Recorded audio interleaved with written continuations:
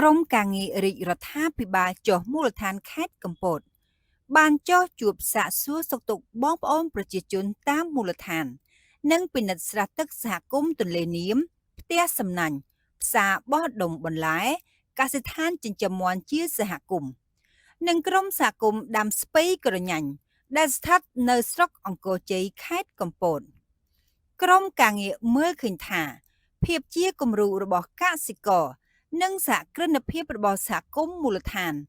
បាននឹងកំពុងពូនជ្រុំស្មារតីនិងជំរុញចលនាដាំដុះដំណាំចម្រុះនិងការចិញ្ចឹមសត្វកាន់តែទូលំទូលាយ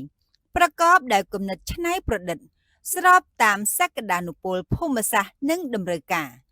ដោយបង្កើនបាននូវផលិតកម្មសម្រាប់ការផ្គត់ផ្គង់ទីផ្សារការពង្រីកមុខរបរ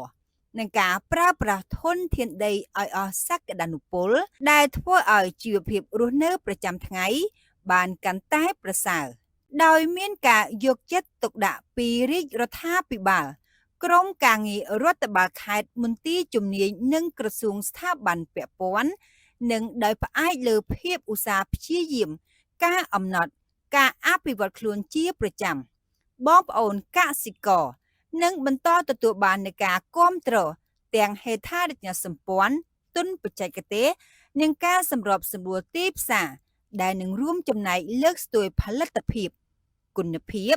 សុវត្ថិភាពខ្លួនទីពឹងខ្លួនប្រាក់ចំណូលនិងការនាំចេញនៅនឹងកន្លែងដែលកំពុងរួមចំណែកទ្រទ្រង់ខឿនសេដ្ឋកិច្ចគ្រួសារ